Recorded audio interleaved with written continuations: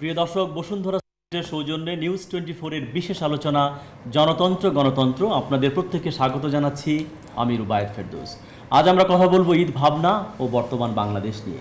প্রিয় দর্শক, এই বিষয়ে কথা বলার জন্য চারজন আলোচক আমাদের আমন্ত্রণে এই স্টুডিওতে যোগ দিয়েছেন। আসুন প্রথমে তাদের সঙ্গে পরিচিত হই।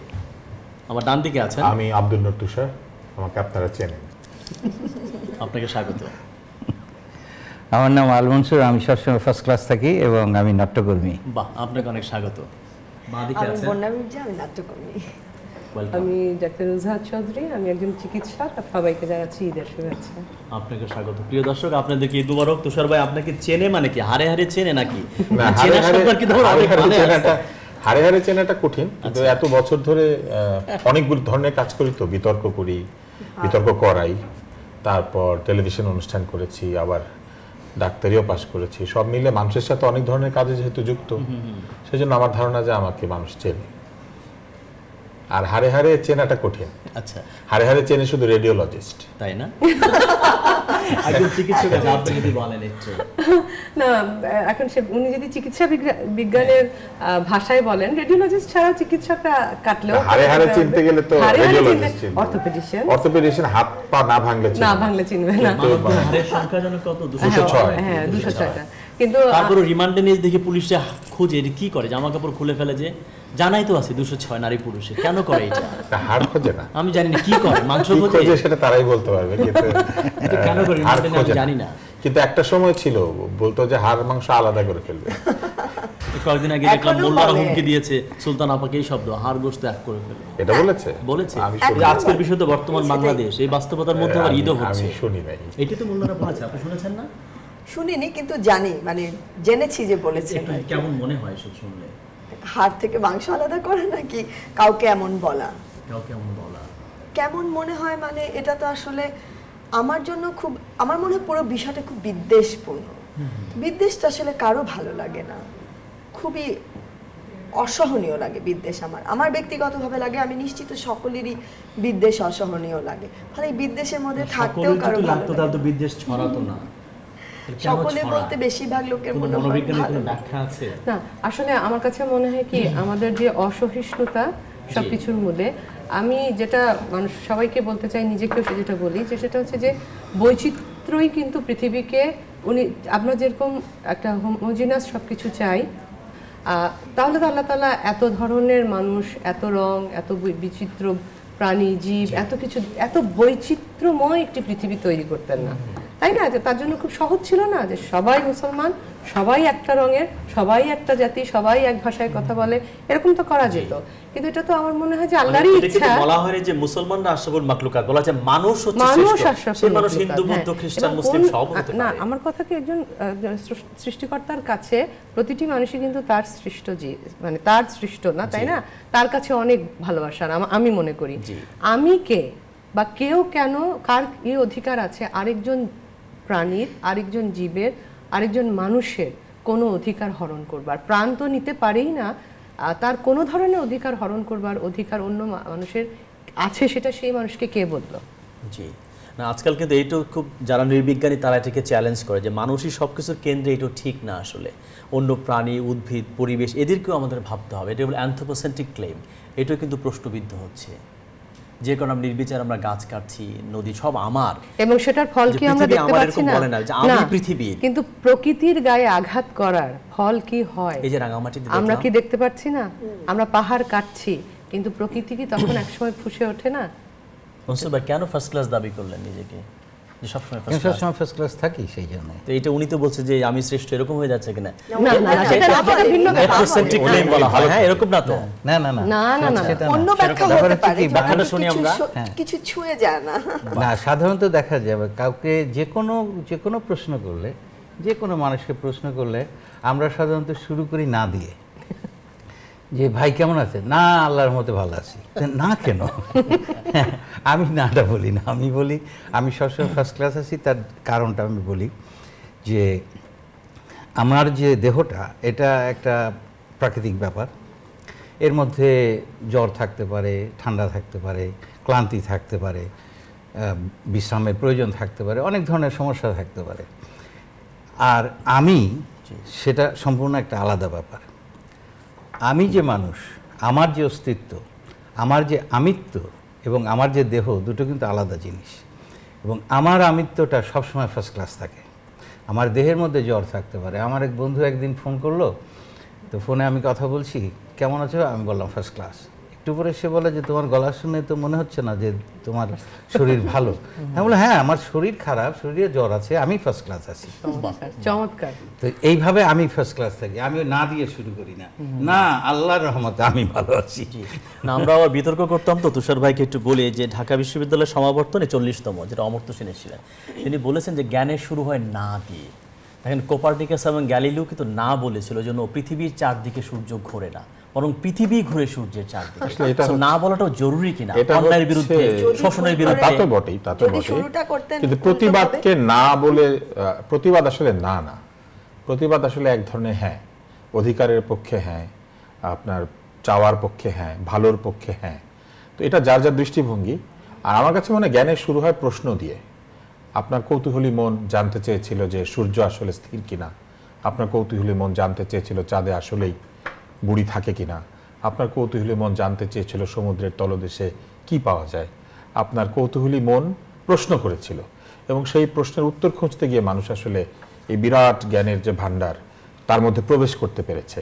আজকে যেহেতু সবাই বলছেন ফার্স্ট ক্লাস আছেন, আমার খুব ভালো লেগেছে, উনি শরীর আর মনকে আলাদা করতে পেরেছেন। অধিকাংশ সময় আমরা শরীর আর মনকে আলাদা করতে পারি না বলে আমাদের মন শরীরের সাথে সাথে অসুস্থ হয়ে যায়।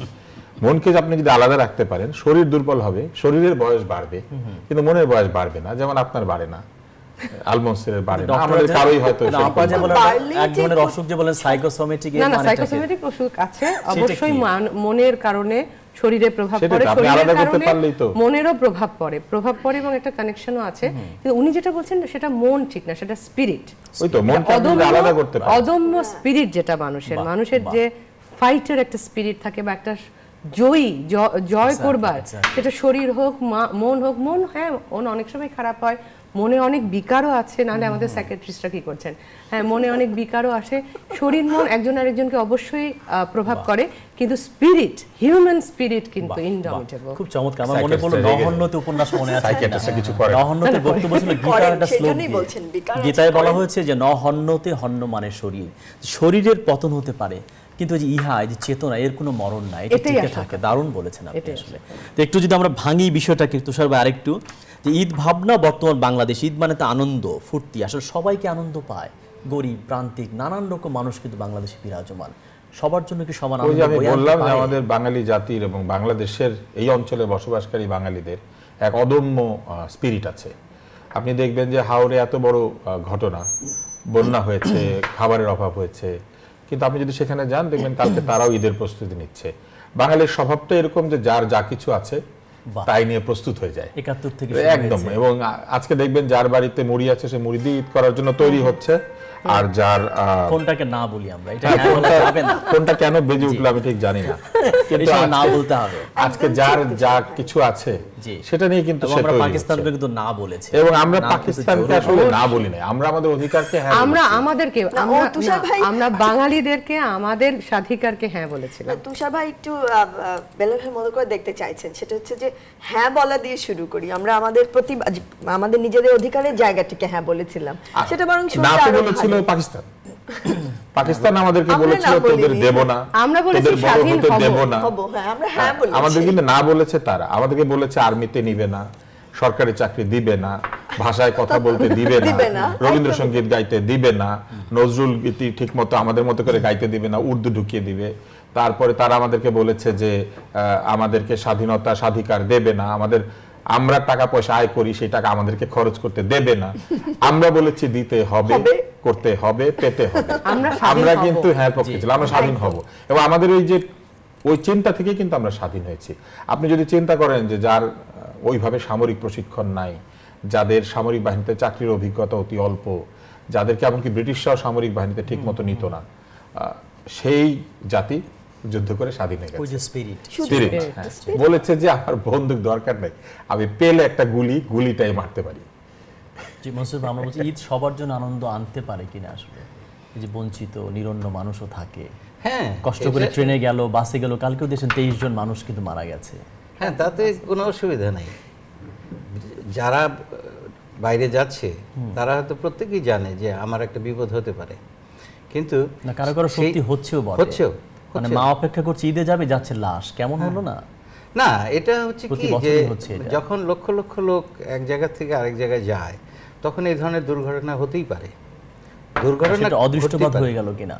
সিঙ্গাপুরে বছরে 1% দুর্ঘটনা, ওরা বলছে আমরা জেরোতে নামাবো, বছরে একটা দুর্ঘটনা হতে দিবে না। হ্যাঁ, আমরা তার মানে কি, আমরা রাস্তা ঠিক চেষ্টা করলে, করতে পারি। ড্রাইভার ঠিক থাকলে, গাড়ি ফিটনেস করলে দুর্ঘটনা কমিয়ে আনা যায়, এটা অদৃষ্টবাদ না? অবশ্যই, তো অবশ্যই। সেইটা আমরা কতটুকু পাচ্ছি? সেটা আমরা চেষ্টা করছি কিন্তু আমরা পারছি না, কারণ এর সঙ্গে অনেক কিছু জড়িত আছে। এখানে আমার একটা বক্তব্য আছে। নিশ্চয়ই। সিঙ্গাপুর এত ছোট একটা দেশ, সেই দেশে এটা সম্ভব। এক, দুই হচ্ছে ওই দেশে ওরা গাড়ির সংখ্যাকে নিয়ন্ত্রণ আমি করতে জাস্ট পারে। উদাহরণ দিলাম, আরো অনেক দেশই আছে, ড্রাইভার কিন্তু আসলে অনেকে কমিয়েছে, কমানো যায়, চাইলে কমানো কিন্তু যায়, বন্ধ করা নিয়তি বললে তো কঠিন। হবে না, কমানো না, যায়। নিয়তি আছে। আর নিয়তি এই জন্য আছে যে আমার আজকেই মনে হচ্ছিল যে খালিদ মাহমুদ মিঠু আমাদের খুব প্রিয় মানুষ, রিকশায় করে যাচ্ছিলেন, একটা গাছ ঠিক সেই মুহূর্তে না, তার এটা উপরে ভেঙে নিয়তি পড়বে। না, তুষার ভাই, আমি চ্যালেঞ্জ করি আপনি- আপনাকে এই আপনি কারণে। নিয়তিতে বিশ্বাস না, করেন না? এর আগে রিপোর্ট হয়েছিল যে ওই রাস্তায় কতগুলো গাছ নড়বড়ে কেটে ফেলতে হবে, কাটা হয়নি। হয়নি, যদি কাটা না, হতো, হয়নি, আয়োজন করতো, এগুলো হয়নি, বাঁচানো কিন্তু যায়। গাছটা শুধু মিঠু ভাইয়ের উপরই পড়লো, আপনার উপরে পড়লো তা না। ঠিক আছে, আমার উপরে কিন্তু পড়লো না। গাছগুলো ঠিক থাকলে মিঠু ভাই মরতো না, না, বেঁচে থাকতো। হয়তো গাছগুলা ঠিক না থাকলেও নিয়তি, যে বজ্রপাত হয়, আপনি বজ্রপাতে যে মানুষ মারা যায়, কিভাবে মারা যায়? কোথাও না কোথাও একটা ভাগ্য আছে, কোথাও না কোথাও একটা নিয়তি কাজ করে আমাদের। অলিখিত একটা নির্দেশ আছে। অলিখিত একটা জায়গা কিন্তু আমার আছে। মনে হয় যে মানুষ চাইলে চেষ্টা করলে জাপানিজ যেমন গড়াও নিয়তি মানে বাড়ছে কি? কেন? নিয়তি মানে ডেস্টিনি। জি। আমরা এখন গবেষণা থেকে বলছি যে আমাদের জেনেটিক ম্যাপিং এর মধ্যে এমনকি আমাদের আয়ু নির্দিষ্ট করে দেওয়া আছে। আপনি জেনেটিক্যালি আপনার এক ধরনের আয়ু পাওয়ার কথা, এরপর আপনি সেটা যদি না পান, নানান কারণে নাও পেতে পারেন, কিন্তু সকল অসুখ বিসুখ ছাড়াও যদি আপনি বেঁচে থাকেন, কোথাও না কোথাও গিয়ে আপনার শরীর পুরনো হয়ে সে মৃত্যুর দিকে যাবে। একদিন সে না, আমি সেটা এটাই বলবো। ঠিক আছে, আপা দেখেন, কিন্তু আমি আমি আপনাকে জিজ্ঞেস করি, যেহেতু ডাক্তার, জাপানিজদের গড়ায়ু কত ছিল, এখন কত হচ্ছে? তার মানে কি, দেশ যখন আগায়, পুষ্টি যখন পায়, না, না, চিকিৎসা যখন ভালো হয়, গড়ায়ুকে অবশ্যই চেঞ্জ না, করে দেওয়া না, যায় আমি আয়ুকে। আমি দুদিকে তর্ক জমাচ্ছে। আমি দুদিকেই আমি সমর্থন করে একটা কথা বলতে চাই। তারপর হয়তো সমর্থনটা এদিকেই যাবে, কারণ অদৃশ্যবাদী হতেই হয় এক সময় গিয়ে। হ্যাঁ, কারণ জিনিসটা হচ্ছে কি যে আপনি আয়ু বাড়াতে পারবেন কিন্তু কাউকে অমরত্ব দিতে পারবেন না। সেটার কথাই বলছেন যে এক জায়গায় অমরত্ব তো কাজই একটু আগে আপনি বলে দিলেন। না সেটা আছে না, আমি সেটা তো বলছি যে এই নশ্বর দেহের তো অমরত্ব সেটা না আর কি। কর্মের জি। আর কর্ম আর হচ্ছে Exactly, চেতনা, exactly. স্পিরিটের না। কিন্তু জিনিসটা যেটা হচ্ছে যে ধরেন মৃত্যু এক সময় আসলে হবে, সেটাই ভবিতব্যকে কোনো এক জায়গায় স্বীকার করতেই হয়। কিন্তু আপনি যেটা বলছেন সেটাও বাস্তবতা, যে একেবারে না, কথা হচ্ছে যে আপনি অবশ্যই আয়ু বাড়াতে পারেন, সুস্থতা আপনি দিতে পারেন, বাংলাদেশের চেষ্টা করতে গড়ায়ু পারেন। বাড়ছে, আমাদেরও আমরা গড়ায়ু বাড়ছে। অবশ্যই রাস্তার অবস্থা ভালো করতে পারি, তাতে Exactly. ঘটনাটা কমতে পারে। কিন্তু আপনি একেবারেই 0% দুর্ঘটনা আমার মনে হয় না কোনো উন্নত দেশেই কখনো অ্যাচিভ করা সেটা তো সম্ভব। আসলে শব্দটি বলছি আমরা দুর্ঘটনা, এই জন্য ফলে- অ্যাক্সিডেন্ট শব্দটা। এটাই accident, accident, ফলে হ্যাঁ। এটা তো আসলে আমাদের কিন্তু নিয়ন্ত্রণে। আপনি- কিন্তু বেলাল ভাই বলছিলেন যে তাতে কোনো অসুবিধা নেই, সেটাতে আসলে আমার ভীষণই আপত্তি আছে। অবশ্যই অসুবিধা আছে। বাংলাদেশে এই পরিমাণ অ্যাক্সিডেন্ট হয় যে তাতে অসুবিধে নেই, তাতে করে অবশ্যই যারা তুষার ভাই বলেছেন ঠিকই যে হাওর বা যে অঞ্চলের মানুষ আসলে খেতে পাবে না এখনো, তাও সে মুড়ি থাকলে সেটি দিয়ে ঈদ করবার চেষ্টা করে, সেটি ভীষণ সত্য। আমরা একটু আগে অফেয়ারে আলোচনা করছিলাম যে সবচেয়ে সুন্দর জিনিস মনে হয় আমার এখনো, সবাই বাড়ি গিয়ে প্রিয়জনের সাথে ঈদ করতে চান এবং এত কিছুর মধ্যে দিয়ে করতে চান, কিন্তু অসুবিধা নেই সেটা ঠিক না। বাংলাদেশে যেই পরিমাণ অ্যাক্সিডেন্ট হয় প্রতি বছর, বিশেষ করে এই সময়টাতে, সেটি আসলে আমাদের অবশ্যই একটি আপৎকালীন দুর্ঘটনা হিসাবে দেখার দরকার। এবং এখানে আমার মনে হয় যে ডিজাস্টার ম্যানেজমেন্টের একটা ভূমিকা আছে এবং এটা একটু আমি তর্ক তুলতে চাই তুষার ভাইয়ের কাছে। এই যে আমরা বলি নারীর টানে কোটি কোটি মানুষ গ্রামে যাচ্ছে, তো যখন একটা ডাক্তারকে, একটা ইঞ্জিনিয়ার গ্রামে পোস্টিং দেয়, তখন তার নারীর টান থাকে না কেন? কেন সে যেখানে জন্ম সেখানে যেতে চায় না এখানে কেন? একটা বিষয় রয়েছে। এখন এই নারীর টানটা যাই কোথায়, এটা এখন আমার আপনি জানতে নারীর ইচ্ছা করে। টানে যেখানে যাচ্ছেন সেখানে 7 দিনের জন্য যাচ্ছেন, একদম তাই। 10 দিনের জন্য যাচ্ছেন। আপনি যে জায়গায় আপনার উপার্জন বেশি হয় সেই জায়গায় থাকছেন। আপনি বড় শহরে থাকছেন, আয় করছেন, সেই আয় দিয়ে অনেক কিছু গুছিয়ে নিয়ে আপনি গ্রামে ফিরে যাচ্ছেন। আমি তো মনে করি যে আমাদের বড় বড় শহরগুলিতে অনেকটা প্রবাসী মানুষের মতোই আমাদের বাঙালিরা থাকে। দুবাই থেকে যেমন ফেরে, এরকম ঢাকা থেকে ফেরে ছুটির মধ্যে। এবং এই জন্য আপনি দেখবেন যে ঠাঁই নাই লঞ্চের উপরে তারা উঠেছে। আপনি ছবিটা নিশ্চয়ই দেখেছেন, অনেক মই লাগিয়ে তারা 20 টাকা করে। ট্রেনের ছাদে উঠছে। এই যে উঠছে, এই যে ঝুঁকি নিচ্ছে, এই ঝুঁকি নেওয়াও তো দুর্ঘটনার একটা কারণ।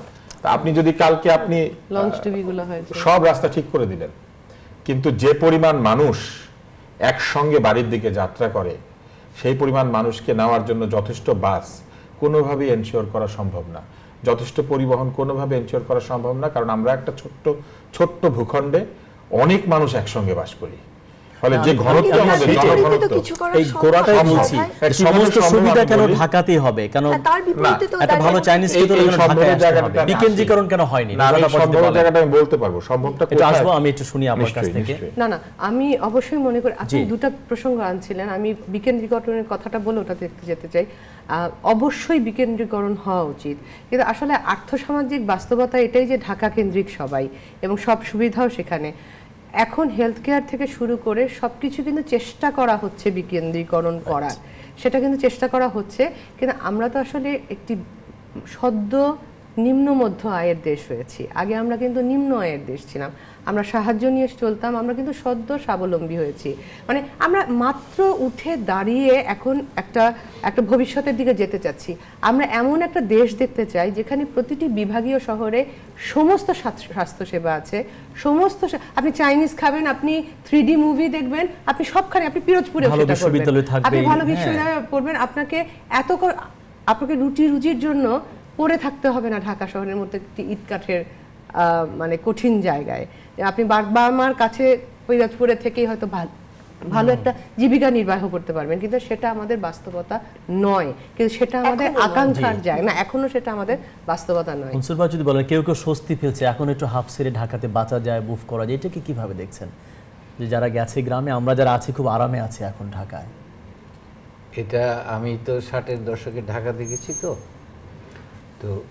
ওইটারই একটা খুব ঝাপসা ফটোকপির মতন হঠাৎ মনে হলো আজকে, যে একটা শহর কত সুন্দর হতে পারে, কত শান্তির হতে পারে, কত যাতায়াত সমস্ত কিছু কত নিরাপদ হতে পারে, সেটা মনে হয়। কিন্তু বাস্তবতা আমাদের দেখতে হবে যে যেহেতু অর্থনৈতিক কেন্দ্রটা হচ্ছে ঢাকা কেন্দ্রিক, রাজধানী কেন্দ্রিক, সেই জন্য মানুষ এখানে থাকে, প্রচুর মানুষ থাকে। এবং এই যে কথাটা হচ্ছিল যে এত মানুষকে আমরা নিরাপদে পৌঁছতে পারবো কিনা, সমস্যাটা হচ্ছে এই সব মানুষই কিন্তু সমস্ত বছর ধরেই যাতায়াত করে, কিন্তু 3 দিনের মধ্যে 1 কোটি লোক, 3 দিনের মধ্যে 1.5 কোটি লোককে এক জায়গা থেকে আরেক জায়গায় নিতে হলে যে অবকাঠামোর দরকার হয়, সেই পর্যায়ে আমরা এখনো যাইনি। আমরা যদি সেই রকম পর্যায়ে যাই তাহলে ওটাই সম্ভব হবে। তখন 10,000 বাস সবসময় রিজার্ভ থাকবে বছরের সারা বছর 3 দিনের জন্য, যেটা হজের সময় ওরা কিন্তু পারে, অনেক সম্পদ আছে ওরা পারে, অল্প দিনের মধ্যে আমরা সেই অবস্থায় যাই, অনেক অর্থ পারে, অনেক বেশি টাকা নাই, ওই পরিমাণ অর্থ তো আপনি নিতে পারবেন না আমাদের মানুষের কাছে, সারা বছর তো ওগুলো পড়ে থাকবে, কাজে লাগবে না। আমরা সেই অবস্থায় যাইনি। এখন এগুলো হচ্ছে কি বিশাল একটা সমস্যা। উনি যে বললেন যে আমাদের শরীয়তপুরে বা পিরোজপুরেও আমরা সেই ঢাকা শহরের মতন একটা জীবন পাবো, ধীরে ধীরে আমাদের সেইখানে যেতে হবে। সেইখানে যখন আমরা সেইখানে যেতে পারবো এবং সেখানে যাওয়ার চিন্তা এবং ইচ্ছাটা যখন আমরা এগিয়ে নিয়ে যেতে পারবো, তখনই আমরা একটা সুন্দর দেশের কাছে যাব। তখন আমাদের এটা ভাবতে হবে না যে ঈদের 2 দিন ঢাকা শহর ফাঁকা, আহারে খুব ভালো লাগছে। বন্যা যদি বলেন, এটা কি মানে আমাদের ক্ষমতা সব এক কেন্দ্রে, এই কারণে কি এরকম যে সবই ঢাকায় হচ্ছে? আমি একটু উল্টো করে দেখতে চাই যে সেটি আমাদের হবে, কিন্তু সেটি আমাদের ছিল। আমি মনে করি সেটি আমাদের ছিল, এবং আমাদের এত মানুষ তো ঢাকায় আসতেন না, তাদের প্রয়োজন পড়তো না ঢাকায় আসা।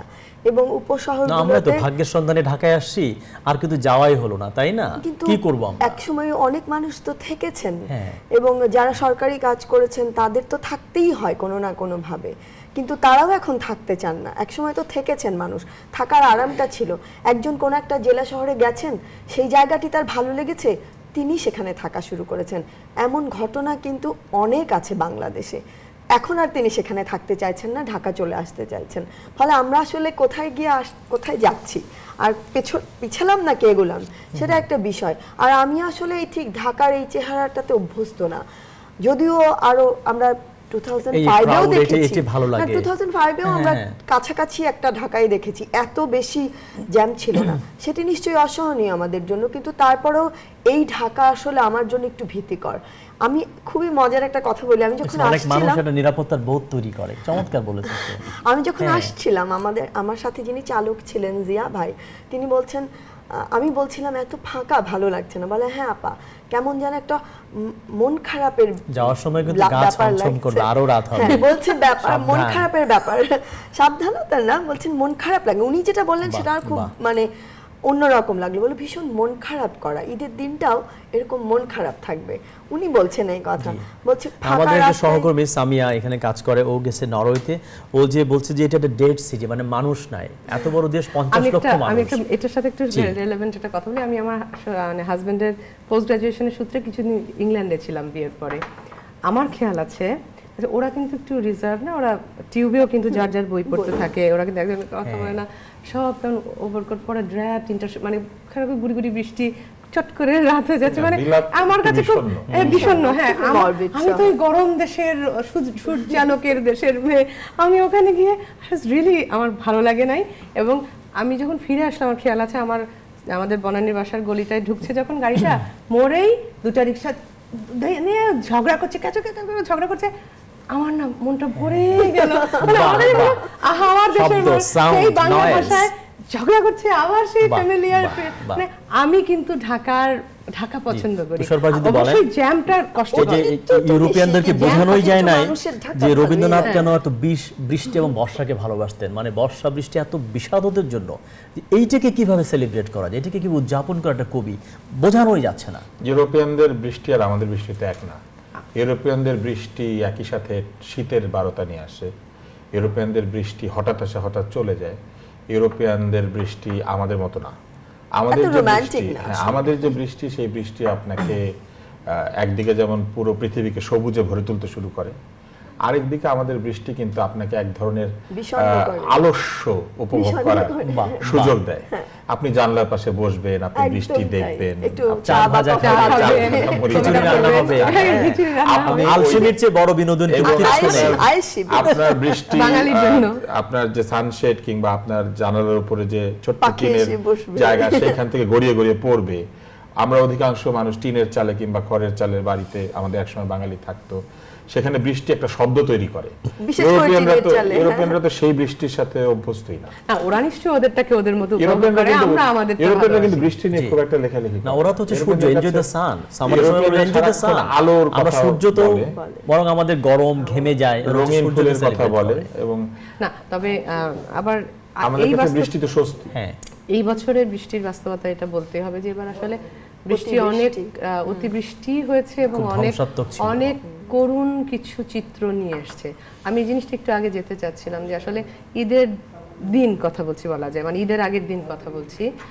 ঈদ শুরু কালকে, সবাই আনন্দ করবেন এবং ইনডমিটেবল যে স্পিরিটের কথা বললাম, আমরা আমাদের যতটুকু যা আছে তাই দিয়ে আমরা আনন্দ করব। তো এটা ঠিক যে আজকে হাওড়ে বলুন পাহাড়ে বলুন অনেক মানুষ খুব মানে একটু দুর্গতির ভিতর আছে এবং তাদের জন্য কিন্তু আমাদের আসলে কিন্তু কষ্ট হচ্ছে। তাই বলে এমন না যে আমরা ঈদের আনন্দ করছি না, অবশ্যই করছি, করাটাই আমাদের জয়। হ্যাঁ, কিন্তু আমার মনে হয় যে সেটাও তাদের প্রতি হয়তো আমাদের হাত বাড়িয়ে দেওয়াটা আরো বেশি দরকার ছিল, আরো টাইমলি আরো বেশি দরকার ছিল, না হয় এখনো দরকার। মানে তারাও করবেন, আমি জানি তারাও একসময় উঠে দাঁড়াবেন, চট করে বাঙালি যখন চট করে উঠে দাঁড়াবেন এবং হাসবেন, কিন্তু যদি বলা যায় এই মনস্তত্ত্বটা বুঝতে, আমি যে সবচেয়ে আনন্দের সময় না আমরা সবচেয়ে দুঃখের কথাগুলো বলতে চাই, এই মনস্তত্ত্বটা কেন মানুষ? এটা তো ইউরোপিয়ান বলে গেছেন, আমাদের সমস্ত মধুর গান নাকি আমাদের দুঃখের কথা বলে। এবং ইউরোপিয়ানদের বৃষ্টি নিয়ে কথা হচ্ছিল না, ইউরোপিয়ানদের বৃষ্টি তাদেরকে আলাদা করে দেয়, প্রত্যেকে একটা আলাদা ছাতা তুলে আলাদা হয়ে যায়। আমাদের বৃষ্টি আমাদেরকে এক জায়গায় করে, এক কাঁথার নিচে, এক জানালার পাশে, এক রিকশায়, একটা ছোট প্লাস্টিকের আরো কাছাকাছি। আমাদের বৃষ্টি আমাদেরকে কাছে আনে, আর ইউরোপিয়ানদের বৃষ্টি তাদেরকে দূরে ঠেলে। তারা আলাদা আলাদা ছাতা নিয়ে আলাদা আলাদা হাঁটতে থাকে, আলাদা ওভারকোট। এবং ইউরোপে আপনি ছাতা হারায়, আপনি বাঙালিকে এটা নিয়ে দুঃখ করতে শুনবেন না কিন্তু, যে আমার ছাতা হারিয়ে যায়, এটা নিয়ে বাঙালির কোনো দুঃখ ছাতা নেই। হারাবেই, এটাই আমরা ধরে নিই। ছাতা হারায়। তো যেটা আপনি জিজ্ঞেস করছিলেন যে আমাদের সমস্ত মধুর ঘটনার পাশে একটা দুঃখের জায়গা থাকে, আবার সমস্ত দুঃখের পাশে একটা মধুর জায়গা থাকে। এইটাই হচ্ছে জীবন। আপনি যদি একসঙ্গে অনেক চিনি খেয়ে ফেললে যেমন আপনার আসলে রক্তে শর্করা বাড়বে, ওরকম আমাদের জীবনও যদি আমাদেরকে শুধু সুখের দেখা দিত সুইট এন্ড সাওয়ার, তাহলে জীবন হতো না, সুইট এন্ড সাওয়ার। তাহলে এটা বেহেশত হতো। এইটা তো আর পৃথিবী হতো না। পৃথিবী হতে হলে সেখানে খানিকটা দুঃখ থাকতে হবে। এই যে দুঃখ নাই, সেটাই তো হচ্ছে স্বর্গের প্রতিশ্রুতি। আর দুঃখ এবং থাকাটা এক ধরনের সুখের হ্যাঁ, এবং না, আমার ধারণা যে মানুষ আনন্দের। স্বর্গে গেলেও এক সময় বলবে যে খানিকটা দুঃখ দাও, কারণ আমি এত সুখের নিশ্চয়ই আর সইতে চাইবে। পারছি না। মানে তুলনা পাচ্ছি সুখের না। অসুখ শব্দ তার আছে সাথে একটা। তুলনা করি। বাংলায় আছে সুখের অসুখ। তো খানিকটা দুঃখ থাকেই লাগে, এটা। এবং দুঃখ একটু পৃথিবীটা লাগে। কিন্তু দুঃখ থেকেই তৈরি। এই পৃথিবী আপনি যদি দেখেন তাহলে দেখবেন যে এক ধরনের দুঃখ থেকে পৃথিবী তৈরি। মনসুর ভাই, দুঃখ কেমন লাগে? করলা তেতো, তারপরেও খাই না, মজা লাগে। দুঃখ কিরকম মজা লাগে? দুঃখ ব্যাপারটা হচ্ছে কি, দুঃখ হচ্ছে আনন্দ এবং সুখ পাবার সিঁড়ি। বাহ। দুঃখকে যখন মানুষ অতিক্রম করে তখনই মানুষ আনন্দের কাছে যায়। সেই জন্য দুঃখটা খুব বেশি প্রয়োজন মানুষের জীবনে। দুঃখ যদি না থাকে তাহলে সুখের কোনো অস্তিত্বই থাকবে না। আমরা বুঝতেই পারবো না যে সুখ কাকে বলে। যদি দুঃখ না থাকতো, তাহলে আমরা তুলনা করতে পারি বলেই, দুঃখের সঙ্গে তুলনা করতে পারি বলেই সুখটা আমাদের কাছে এত আনন্দের, এত সুখের। সেই জন্যে আমি যেটা মনে করি যে মানুষের জীবনে দুঃখটা অপরিহার্য যদি সে সুখী হতে চায়। এবং আপনি যদি দেখেন দুঃখকে জয় করা যায়।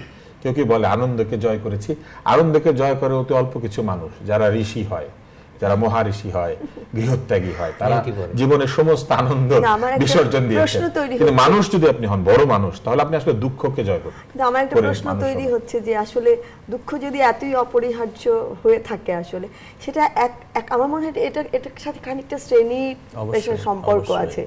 এই বিলাসটা একটা শ্রেণীর জন্য ঠিক আছে, কিন্তু পাহাড়ে যখন আসলে মানুষগুলো চাপা যারা পড়ে সবসময় যাচ্ছে, দুঃখের মধ্যেই যারা দুঃখের থাকে, মধ্যেই থাকছে, তাদের জন্য এটা কি কিন্তু- করে আসলে পরবর্তীতে এটা কিন্তু আমরা এখন যে দুঃখ নিয়ে আলাপ করছিলাম, সেটা ওটা ওই কিন্তু দুঃখ সেই নয়, না। বিলাসী দুঃখ। মনসুর ভাই, আমার মনে হয় আমি সেটা- আমরা কি আমি কিন্তু ঈদের আসলে অবিচুয়ারি অন্য লিখছি কথা কিনা বলছি। সেটা বোধহয় ঠিক হবে না। না, সেটাই বলছি। পাহাড়ে জি। যা ঘটে কিংবা হাওড়ে যা ঘটছে, ঠিক দুঃখ এর পেছনে নয় কিন্তু এটা কিন্তু আমাদের দারিদ্র্যের জন্য দায়ী। কেন একজন মানুষকে ওইরকম বিপদসংকুল পরিবেশে গিয়ে বসবাস করতে হয়? না, দারিদ্র ছাড়াও আমাদের এখানে রাজনীতিও আছে, আমি একটু কথা বলবো। দুর্নীতিও আছে। জি। দারিদ্র লোভের সৃষ্টি করে, দুঃখ আসলে লোভ চাপটাও তো দুর্নীতি হয়। সৃষ্টি করে, এবং দুর্নীতি আবার দারিদ্র সৃষ্টি করে, এটা একটা বিশেষ এবং এটা একটা চক্র। এবং পাহাড়ের মধ্যে পলিটিক্সও আছে, কিভাবে ওখানে বসতিগুলো স্থাপন করানো হয়েছে সেই রাজনীতি নিশ্চয়ই, আমরা জানি, নিশ্চয়ই। সেটা নিয়ে কথা বলবো। প্রিয় দর্শক, এই পর্যায়ে ছোট্ট বিরতি নিচ্ছি, আমাদের সঙ্গে থাকুন। আজকে আমরা কথা বলছিলাম জনতন্ত্র গণতন্ত্রে, ঈদ ভাবনা ও বর্তমান বাংলাদেশ নিয়ে। একটু পরেই ফিরে আসছি।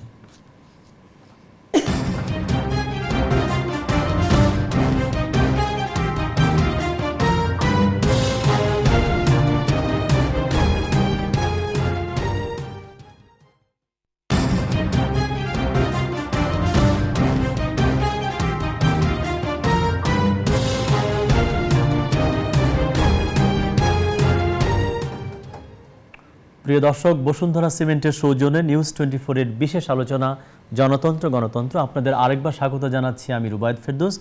আজ আমরা কথা বলছিলাম ঈদ ভাবনা ও বর্তমান বাংলাদেশ নিয়ে। বিরতির আগে খানিকটা কথা আমরা বলেছি, বিরতির পরে মনসুর ভাই যদি বলেন যেটা আনন্দের কথা আমরা বলতে পারি কিনা। হ্যাঁ, অবশ্যই। ঈদ হচ্ছে প্রত্যেকটা মানুষের একটা আনন্দের ব্যাপার। খুব সাধারণ যারা মানুষ, সাধারণত আমরা বলি, আমাদের অবস্থান থেকে বলি যে গরিব মানুষ, আহারে ওরা ঠিকমতো ঈদ করতে পারছে না। ব্যাপারটা তা না। কিন্তু প্রকৃতির মধ্যে আপনি দেখবেন সূর্যমুখী ফুল আছে এত বড়, মেয়েরা কিন্তু ওটা খোপায় গাঁথে না, বেলি ফুল গাঁথে। এবং ফুলের মধ্যে দেখবেন যে ফুল যত ছোট সেই ফুলের সুগন্ধ তত সুন্দর। মানুষের মধ্যে ব্যাপারটা হচ্ছে এরকম, মানুষ যখন জীবনের অনেক পার্থিব চাওয়া পাওয়ার থেকে দূরে থাকে, তখন কিন্তু সে আনন্দের কাছে থাকে, তত বেশি আনন্দের কাছে থাকে। অর্থ এটা না কিন্তু যে মানুষ সামর্থ্য আছে ঈদকে তথাকথিতভাবে উদযাপন করা, সেই যে ঈদকে আনন্দের সঙ্গে উদযাপন করে, ব্যাপারটা তা না। কিন্তু ব্যাপারটা হচ্ছে আনন্দের কাছাকাছি যাওয়ার মন মানসিকতা। এবং আমাদের দেশের প্রতিটি সাধারণ মানুষ, পথের ভিক্ষুক থেকে শুরু করে প্রত্যেকটা মানুষের মধ্যে সেই আনন্দের কাছে যাওয়ার যে মনটা, সেই মনটা প্রত্যেকেরই বিশাল বড়। এবং সেই বিশালত্বের কারণে আমাদের দেশের প্রত্যেকটা মানুষই দারুণভাবে এই জাতীয় উৎসবগুলি। বাহ, আপনি কিভাবে উদযাপন করেন? আমি কিভাবে উদযাপন করি, আমি ঈদের দিন নতুন কাপড় পরলে আমার নিজেকে মনে হয় জোকার। এইটাই তো ঈদের শার্ট মনে হচ্ছে। না, এটা নতুন আগের চকচকা। তো ঈদের দিন আপা আমি দেখে মনে হচ্ছে ঈদের শাড়ি বিশ্বাস করেন, এটা আগে। এত সুন্দর। ঈদেরটা তো কালকে পরবো। তাই না? কারোরটাই ঈদের না, এটা তো পুরনো কাপড়। ট্রেলার। এই তো আসি দিয়েছে আগামীকাল। এটা trailer, আগামীকাল আরো কিছু হবে। আগামীকাল আসি পুরো দিয়েছে। পুরো জি। সিনেমা তো পরে, রাইট রাইট অনেক পরের ব্যাপার। ঈদে হয় কি, আমি ছোটবেলা থেকে ঈদের দিন উপলক্ষ করে নতুন কাপড় টাপড় পরলে আমার মনে হয় যে আমি একটা জোকার। আমি কোনোদিন ঈদের দিন নতুন কাপড় টাপড় আর পরি না। খাওয়া দাওয়া নিয়ে? খাওয়া দাওয়া নিয়ে হয় কি, আমি ঈদের দিন সরি, এই প্রশ্নটা তুষার ভাইকে করা উচিত ছিল, কিন্তু আমি করে ফেললাম। আমি আসবো। হ্যাঁ, হ্যাঁ। আমার মনে হয় যে না, আমি করবো। হ্যাঁ, sorry, ভুলে আমার গেছি। As if রুবায়েত খায় না। রুবায়েত না খেয়েই বেঁচে আছে। একটু শুনি ঈদের আমরা। দিন তো ঈদের হ্যাঁ। দিন তো খাওয়াটা একটা টর্চার। এটা তাই না? এই যে আমি তো চোরের মতন মার ওখানে যাই, খেয়ে সেই ঘুম। কি বলছেন কারণ হচ্ছে কি, বেলাল ভাই? ঈদের দিন একটা বাড়ির থেকে আরেকটা বাড়িতে 10টা বাড়িতে আপনি যদি যান, তাহলে ঈদের দিন তো আপনার পাকস্থলী স্পেয়ার নিয়ে যেতে হবে। হ্যাঁ, কারণ যে কোনো বাড়িতে গেলে পুরো টেবিল সাজিয়ে বলবে ঈদের দিন তো খেতেই হবে একটু। হ্যাঁ, এবং আপনি কত খাবেন? 10 বাড়ি 12 বাড়ি 15 বাড়িতে যদি আপনি যান, আপনার শুধু ভাই বোন আত্মীয় স্বজন চাচা মামা এই তো 30টা বের হয়ে যাবে। ওই 30টা যদি খান আপনি এবং ওইভাবে যদি আপনি সৌজন্য রক্ষা করেন, তাহলে পরের দিন আপনি মারা যাবেন। তুষার ভাই, আমরা খাবার নিয়ে কথা কি বলছিলাম। বলছে? খাবার, কিন্তু আমি ওই কথাটা আমার খুব ভালো লেগেছে যে যখন কম থাকে আমরা আনন্দের অনেক কাছাকাছি থাকি। আমি আমাদের একটা উদাহরণ দিই। একসময় বিটিভি ছিল, কত আনন্দে টেলিভিশন দেখছি। এখন কত জানি টিভি চ্যানেল, গোনা যায় না হাতে। এখন আর টেলিভিশন দেখে আপনি আনন্দ পান না। ব্যাপারটা কিন্তু তাই। আসলে একটা টিভি ছিল, কত আনন্দে ছিলেন। এতগুলা টেলিভিশন, কোনো আনন্দ নেই। তো ওইরকম অল্প আসলে অনেক আনন্দ দিতে পারে, অনেক বেশি আসলে অনেক সময় আনন্দের পরিমাণ কমিয়ে দেয়। আর খাবারের বিষয়ে আমার কোনো ওইরকম পক্ষপাত নাই। মা খিচুড়ি রান্না করে, মা যেহেতু আছেন এখনো, আমি জানি যে ঈদের দিন টেবিলে খিচুড়ি থাকবে, তা আমি খাই। আর মিষ্টি খাই, আর মিষ্টি খাওয়া হচ্ছে সুন্নাত। তারপরে নামাজ পড়তে যাই, আর তারপরে ঘুমাই। বাহ। আর নতুন পোশাক নিয়ে আমার কোনো বাহুল্য নাই। আমি নতুন পোশাকের দিকে আমার ওইরকম কোনো মনোযোগ নাই। পোশাক একটা হলেই হয়, পরিষ্কার পরিচ্ছন্ন ভালো পোশাক। তবে হ্যাঁ, আমার খুব ভালো লাগে সবাই নতুন পোশাক পরে ঘুরছে, আমার দেখতে খুব ভালো লাগে, খুবই ভালো লাগে। কিভাবে প্রত্যেকে আলাদা আলাদা করে সাজে, ইন্ডিভিজুয়াল, প্রত্যেকের আলাদা আলাদা সৌন্দর্য। আমার কাছে মনে হয় যে এত সুন্দর মানুষ যে বাংলাদেশে আছে, এটা আমরা এই উৎসবের দিনগুলিতে আলাদা করে উপভোগ করি। এই যে জ্যামের মধ্যে, ধুলার মধ্যে আসলে আমরা টের পাই না, কিন্তু ঈদের দিন, একটা যদি বলেন, পূজার দিন, সেমাইয়ের সঙ্গে ঈদটা এত সংযুক্ত হলো কিভাবে? এটা আসলে তাড়াতাড়ি রান্না করা যায়। একটা সময় তো বাংলাদেশে এই ফাস্ট ফুডের ব্যাপার ছিল না। আপনি দুধ গরম করলেন, সেমাই ছেড়ে দিলেন, চিনি দিলেন, হয়ে গেল। এই কারণে কি পপুলার? ভালো তথ্য দিয়েছে, কিন্তু না না, এটা তাড়াতাড়ি রান্না করা, খুবই কনভিন্সিং মনে হচ্ছে। ঈদের দিন তাড়াতাড়ি রান্না করার ব্যাপারটা থাকবে কেন? না থাকে, এইজন্য থাকে যে সকালে এটা দিয়ে দেবে আপনাকে, এটা দিয়ে শুরু হয়, নামাজ দিয়ে পড়তে নামাজে চলে যাবেন, রাইট। তারপর আপনি ফিরে এসে দেখবেন যে আপনার টেবিলে খাবার আছে বা আপনার বেশি অতিথি খিচুড়ি আপনি আপ্যায়নের বলেন না, জন্য। খিচুড়ি ছাড়াও কিন্তু আসলে খিচুড়ি বা সাদা পোলাও ছাড়াও ঈদ ভাবা বেশ একটু দুরূহ লাগে। রুবাই জানতে চাইছিলেন আমি কিভাবে পালন করি। বহু বছর ঈদের নতুন কাপড় নেই না, সেটা আমার আসলে ভালোই লাগে না নিতে, সেই কারণে নেওয়াও যদি উচিত। আসলে আমরা অনেকেই বলছি এই কথাটা, এবং আমার জানা ছিল না যে অনেকেই নেন না, আমি এখন আস্তে আস্তে জানতে পারছি।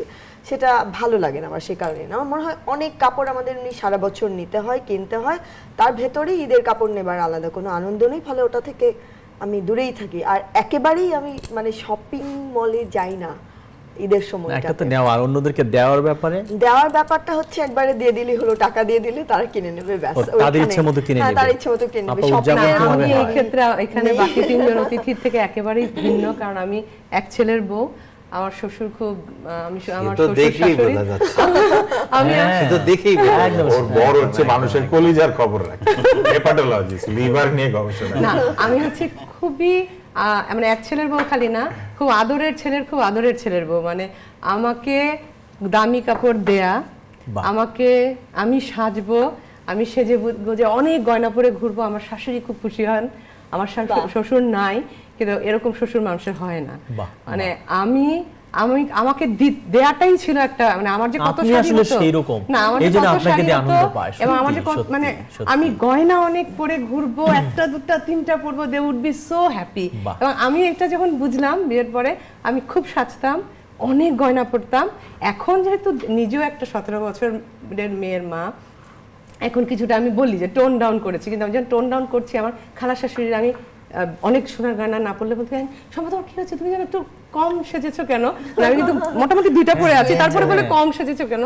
আমি হচ্ছে কি আসলে ওই একটা থাকে না যে একটা ছেলে তার ছেলের বউকে নিয়ে সবাই খুব, আমি ওরকম আদরের ছেলের বউ। সুতরাং আমার শাড়ি কেনা হয়, পরা হয়, এবং আগে যেহেতু শ্বশুর সবাইকে নিয়ে গিয়ে দামি কাপড় কিনে দিতেন, এখন যেহেতু শ্বশুর নাই, এখন আমি স্বপ্নিল আম্মাকে নিয়ে, ননদকে নিয়ে, সবাইকে নিয়ে গিয়ে দামি খাওয়ানোর কাপড় ব্যাপারে কিনে কি একই রকম? খাওয়ানোটা আসলে আমার শাশুড়ির ডিপার্টমেন্ট, কিন্তু আচ্ছা। খাওয়াটা আমার একটু আসলে আমি ওনার সাথে এগ্রি করি। এই খাওয়াটা আমার কাছে ঈদের দিন টর্চার লাগে, মানে একটু মুখে নিতেই হয়, কিন্তু আর পারছি না। মানে আমার কাছে মানে খাওয়ার পর্বটা যদি একটু কম থাকতো।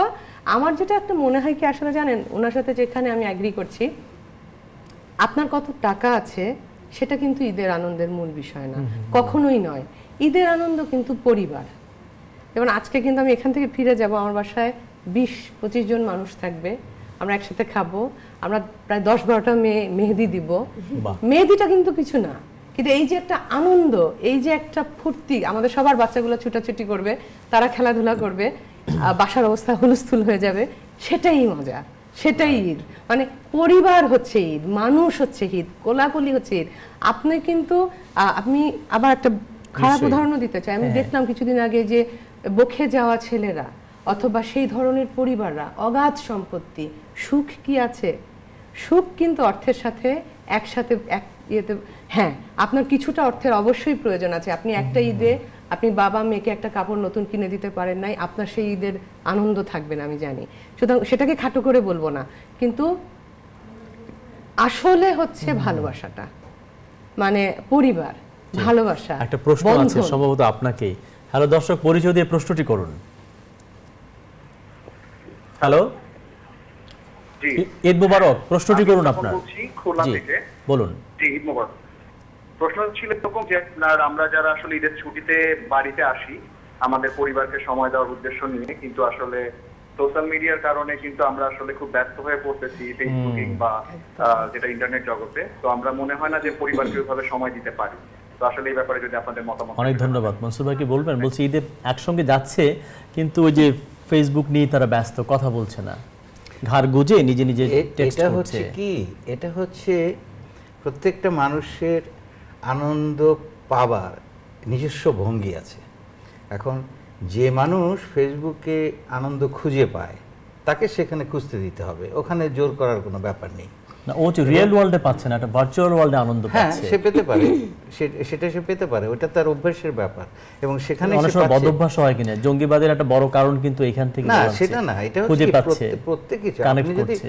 আপনি যদি ভাত বেশি খান সেটাও ক্ষতিকর তো। জি, এটা বলা যাবে না যে ফেসবুকের কারণে এটা হচ্ছে। না, এরকম প্রত্যেক বলছে যে জিনিসেরই খারাপ মার দিক আছে। অসুখ, ওটা লাইক দিচ্ছেন, মার অসুখ হলে তোকে হেল্প করতে হবে, হাসপাতাল নিতে হবে, লাইক দিয়ে বসে আছে। না না, এটা তো শতকরা 100 জনের ব্যাপার না, এটা মানুষের মধ্যে এই ধরনের বৈপরীত্য সবাই যদি বলে যে প্রশ্ন দর্শক না, করেছে প্রশ্নটা সোশ্যাল মিডিয়া। সঠিক। আমরা আসলে তো একটা, এই যে ক্রান্তিকাল বলে একটা শব্দ আছে না, এটা একসময় আমরা খুব নেতিবাচক অর্থে ব্যবহার করতাম, কিন্তু সমাজ নানান ধরনের ট্রানজিশনের মধ্যে দিয়ে যায়, যার মধ্যে প্রযুক্তি এক ধরনের তার রোল প্লে করে। এবং আপনি দেখবেন যে একটা সময় ছিল ইউরোপেও, উন্নত দেশেও লোকজন বই পড়তো, এখন কিন্তু বই পড়ে না, এখন ওই ফেসবুক কিংবা কোনো কিছুর মধ্যে ব্যস্ত থাকে, সেলফোনের মধ্যে। এটা আসলে একটা সময় এসেছে যে সময়ে অপেক্ষাকৃত কম বয়সী যারা, তারাই অভ্যাসটার মধ্যে প্রবেশ করেছে, হয়তো একটু বেশি বয়সী যারা, তারাও কেউ কেউ ঢুকেছেন। তবে এইটাকে আপনি কোনোভাবে বন্ধ করতে পারবেন না, মানে আপনি বলতে পারবেন না যে কাল থেকে তুমি এটা পারছো না। এটা করার জন্য আমাদেরকে যেটা করতে হবে, আমাদেরকে পারিবারিক যে আবহ, সেটাকে আরো আমি মনে করি যে আরেকটু স্বাধীন করে দিতে হবে। এইসব জায়গাতে গিয়ে না মানুষ এক ধরনের আপাত স্বাধীনতা ভোগ করে, ইচ্ছে হলো কাউকে একটা কিছু বললো, আমি ইচ্ছে হলো কয়েকদিন আগে খবরের কাগজে দেখলাম একটা পার্টি হচ্ছে, পার্টিতে দাওয়াত দিচ্ছে, প্রথমে একটা ঝুড়ি ধরেছে, সবার মোবাইল ফোনটা ওখানে ড্রপ করবে, 2 ঘন্টা পার্টি হবে, তারপরে ফোনটা ফেরত দিবে। সবাই যেন সবার সঙ্গে কথা বলে, হ্যাঁ সেরকম একটা ব্যবস্থা করেছে। হ্যাঁ সেটা একটা হতে পারে, যেরকম অনেক শপিং মলে ঢোকার সময় সেটা একটা দিয়ে যায় টোকেন নিয়ে, সেটা একটা হতে পারে। আজকে আমরা কথাই বলবো, সবাই সবার আরেকটা সঙ্গে হতে টাকা পারে বলে। যে এটা পারিবারিকভাবে মানুষ সিদ্ধান্ত নিতে পারে যে সেটা আমরা তবে ঠিক করলাম যে আমরা আপা। এই 3 দিন 5 দিন কিন্তু- 7 দিন আমরা এটা ব্যবহার করব। কিন্তু এখন কিন্তু যে ধরনের রিসার্চ হচ্ছে ফেসবুকের ইম্প্যাক্টের উপরে, সোশ্যাল মিডিয়ার ইম্প্যাক্টের উপরে, সেখানে কিন্তু বলছে যে আমাদের যে ইন্টারপার্সোনাল রিলেশনশিপ কিন্তু হ্যাম্পার্ড হচ্ছে। মানে মানুষের সাথে মানুষের যে একেবারে সরাসরি যে চোখে চোখে তাকিয়ে কথা বলা, Right. একসাথে একটা আড্ডা মারা, এগুলো কিন্তু একটু হচ্ছে। ওখানে একটা জগৎ আছে কিন্তু ওটা ভার্চুয়াল। আমি কিন্তু ওনার সাথে কিছুটা একসাথে যাচ্ছি, যে ছেলে বা যেই নাতি বা নাতনি গেল দাদিকে দেখবে, হ্যাঁ সে দাদির থেকে দূরে বসে ফেসবুকিং করছে, হ্যাঁ এইটা আমরা চাই না, এটা আমরা চাই না। এখানে আমার মনে হয় পারিবারিক আবহটা ওরকম রাখতে হবে। আর কিছু কিছু ম্যানার্স আছে, যেমন টেবিল ম্যানার্স আমরা বলি, কিছু ডিনারের সময় একটা টেবিল ম্যানার থাকে, খাবার টেবিলে নিশ্চয়ই আমরা চুল আঁচড়াই না, নর্মস এটা। সেরকম আমরা খাবার টেবিলে যেমন আপনি যখন একটা লেকচার নিচ্ছেন, আপনার মোবাইল তো আপনি অন করে রাখেন না, মোটেও না, পুট ইট ইন মোটেও না। সাইলেন্ট। আমার মোবাইলটা এখন আপনার টক শোর জন্য সাইলেন্স মোডে আছে বা বন্ধ আছে। সেরকম যখন আমরা একত্র হব তখন কাজিনরা মোবাইল বের করবে না। যেমন আমি কিন্তু আমার ছেলে মেয়েকে দেই না। যখন কাজিন আজকে যেমন আজকে কেউ ট্যাবও খুলতে পারবে না, ট্যাব আনতে পারবে না, মানে সেটা নিয়ে খেলতে পারবে না। হ্যাঁ ওরা খেলবে, গেমস খেলবে, ওই যে ইন্টারঅ্যাক্টিভ গেমসগুলো খেলবে, দ্যাট ইজ ফাইন, কিন্তু আমি ফেসবুকিং করতে দিব না। আমি একটু বলি আপা, যে প্রিমা আন্দালিব উনি বলেছে, একটা ইন্টারভিউ করেছিলাম আমি, ওনার ভাই সারাক্ষণ কার্টুন দেখে, সে বড় হয়েছে, সে একটা মেয়ে খুঁজে না কার্টুনের মতো ফিগারে কাউকে খোঁজে, যেটা বাস্তবে সম্ভব না। অন্য কোনো বাস্তবের মেয়ের সঙ্গে তার কোনো জায়গা নাই, সে বলছে কার্টুন খুঁজতে, একটা ফিকশনাল জগতে ইয়েস বসবাস ওরকম করে। খোঁজে। সেটা কিভাবে সম্ভব? মানে ইম্প্যাক্টটা কত গভীর হয় ওর সেটা তো মনোজগতে। ওর বলে না, মানে আমরা বলছিলেন না যে নুসরাত আপা, যে আসলে নর্মস আছে না কিছু, আমরা কিন্তু একটা জিনিস খেয়াল করি না, আমাদের ফেসবুকে কিন্তু অনেক সময় অনেক বয়োজ্যেষ্ঠরা থাকেন, আমার সাথে বেলাল ভাই আছেন, থাকতে পারেন তুষার ভাই আছেন, তো আমরা এমন আচরণ তো ওনার সামনে করছি না, যে কথাটা ওনার সামনে বলতে পারছি না সেটা কিন্তু অনায়াসে আমরা ফেসবুকে বলে ফেলছি। তার মানে কোথাও আমরা ভাবছি যে উনি আমাকে দেখতে পাচ্ছেন না, কিন্তু তা তো না, উনি সাথে সাথেই বরং আমাকে আরো বেশি দেখতে পাচ্ছেন। যত হয়তো উনি সামনে থাকলে এড়িয়ে যেতে পারতেন, তত সেটা সুযোগ নেই, উনি আরো পরিষ্কারভাবে আমাকে দেখছেন, এবং আমি যদি কোনো খারাপভাবে কথা বলি সেটাও উনি দেখছেন এবং বয়োজ্যেষ্ঠরা দেখছেন। আমরা কেন জানি কোনো একটা কারণে এটি মাথায় রাখি না ভার্চুয়াল অনেকে জগতে বলে যখন মানুষ তো থাকি। মূলত একা, ওই কম্পিউটারের সামনে তার একাকিত্বের সমস্ত যে রিপ্রেসড অবদমিত ব্যাপারগুলো সে উদ্গীরণ করতে চায়, কিন্তু বের করে একা নিতে থাকলেই কি চায়। আমরা সারপ্লাস আমাদের রিপ্রেশন। বাবা মার আমি সাথে আমি এখানে একজন দর্শকের ফোনটা নিয়ে আমি আপনার কাছে আসবো। sure. হ্যালো, কে বলছেন? পরিচয় দিয়ে প্রশ্নটি করুন। হ্যালো, আসসালামু আলাইকুম, আমি জাহিদুল ইসলাম সুমন, খুলনা থেকে বলছি। ঈদ মুবারক। সব প্রশ্ন খুলনা থেকে কেন? আপনাকে জি বলুন। জি, আমি এই যে ঢাকা থেকে আমি খুলনা আসলাম, কিন্তু আমি একটা জিনিস প্রত্যক্ষ করলাম যে সবাই জীবনের অনেক রিস্ক নিয়ে বিভিন্ন রুটে যাতায়াত করছে। তো আমাদের সরকার এই যে যাতায়াতটা, এটা তো নির্বিঘ্ন করার জন্য ব্যবস্থা নিতে পারে, কিন্তু আমার মনে হয় না যে যথেষ্ট ব্যবস্থা নেওয়া হয়েছে। জি, এই অনেক জন্য আপনারা কি ধন্যবাদ। মনে এটা করেন? নিয়ে বোধহয় একটু কথা আমরা কথা বলেছি, আমরা বলেছি। আপনি যেটা বলছিলেন। না, আমি ওই যে ফেসবুকিং বা ইন্টারনেটের মধ্যে থাকা, জি, এটার কারণ হচ্ছে সমস্ত পৃথিবীতে, আমাদের দেশে এবং সমস্ত পৃথিবীতে, বিশেষ করে যারা নতুন প্রজন্ম, তাদের অল্প বয়সে মানুষ দারুণভাবে শক্তি থাকে ভেতরে, এবং তারা কোনো না কোনোভাবে ব্যবহৃত হতে চায় জীবনের সঙ্গে। আমরা এবং সমস্ত পৃথিবীর অর্থনৈতিক এবং সামাজিক গঠন এমনভাবে বদলে গেছে, যে কারণ হচ্ছে কি নতুন প্রজন্ম কখনো আপনজনকে কাছে পায় না এবং নিজেকে ব্যবহৃত করার মতন সুযোগগুলি পায় না। যে কারণে একটি ছেলে, ঢাকা শহরের উদাহরণ দেই, একটি ছেলে, তার একটা খেলার মাঠ নাই, তার স্কুলের কোনো ভলান্টিয়ার সার্ভিস নাই, কোনো কালচারাল অ্যাক্টিভিটিসে যাওয়ার সুযোগ নাই, কোনো একটা গ্যাদারিংয়ে যাওয়ার মতো সুযোগ নাই, সেখানে রিস্ক আছে। তখন সে করে কি, তখন সে পেয়েছে এটার ভেতরে, এবং এর ভেতরে বিশাল স্বাধীন একটা খোলা মাঠ, বিশাল স্বাধীন একটা জনগণ, এবং এই স্বাধীন এবং বিশালত্বের মধ্যে সে কিন্তু তার নিজের একটি পৃথিবী সৃষ্টি করে এবং সেই স্বাধীন পৃথিবীর ভেতরে এসে যায়। এটাই হচ্ছে আসল ঘটনা, এবং যে কারণে আমি ওর বাকি ভেতরে প্রশ্নটার থাকে। উত্তর দিতে শেষ চাই, করবো সেটা আমরা, হচ্ছে যে 10 সেকেন্ড। প্রিমার কথা বলছিলেন, ওর ভাইয়ের কথা হ্যাঁ। আর কি, আমার নিজের কিন্তু এটা ঘটেছে। আমি কিন্তু একসময় বিশ্বাস করতাম যে স্পাইডারম্যান জাগতিক আছে। চরিত্র, হ্যাঁ একদমই আমি বিশ্বাস করতাম। ভালো এটা। লাগতো স্পাইডারম্যানকে? আমি তো ভীষণ ভালো লাগে আসলে এখনো, বাহ। কিন্তু এমনও আছে রূপকথার চরিত্রগুলোকে কিন্তু আমি বিশেষ করে রুশ দেশের উপকথা পড়তে পড়তে মাছের আগায় মরিচে আমি ভেবেছি যে এটা অনেক Right. বড় হয়ে পর্যন্ত কিন্তু আমি ভেবেছি যে এটা সত্যি আছে এবং জি। এটা করলে হয় অনেক ধন্যবাদ। আমরা চাই এইবার আমাদের ঈদটা যেন রূপকথার মতো হয়। প্রিয় দর্শক, আপনাদেরকে ধন্যবাদ আমাদের সঙ্গে থাকবার জন্য। এই জনতন্ত্র গণতন্ত্রে আপনারা আরও বেশি বেশি করে প্রশ্ন করুন, তর্ক তুলুন, আমাদের সঙ্গেই থাকুন। আপনাদের সবাইকে ধন্যবাদ আমাদের সঙ্গে থাকবার জন্য, কারণ আমরা মনে করি তর্কহীন আর প্রশ্নহীন সমাজ মানে মৃত সমাজ। ভুলে গেলে ভুল হবে যে গণতন্ত্র কেবল একটি সরকার ব্যবস্থা নয়, গণতন্ত্র একটি মূল্যবোধ, একটি দৃষ্টিভঙ্গি, একটি জীবন ব্যবস্থা। গণতন্ত্র মানে মত, দ্বিমত এবং ভিন্ন মত। আমরা প্রত্যাশা করি গণতন্ত্র হোক ভিন্ন মতের, জনতন্ত্র হোক পরমত সহিষ্ণুতার, অন্যের মতামত গ্রহণের যে সাংস্কৃতিক যোগ্যতা সম্পন্ন সমাজ। প্রিয় দর্শক, আপনাদেরকে সাথে নিয়ে জনতন্ত্র গণতন্ত্র তেমনি একটি সমাজ নির্মাণে প্রত্যাশী। অনুষ্ঠান সম্পর্কে আপনার মতামত দিন। ভালো থাকুন, নিরাপদে থাকুন এবং নিউজ 24 এর সঙ্গেই থাকুন। সবাইকে ঈদ মোবারক।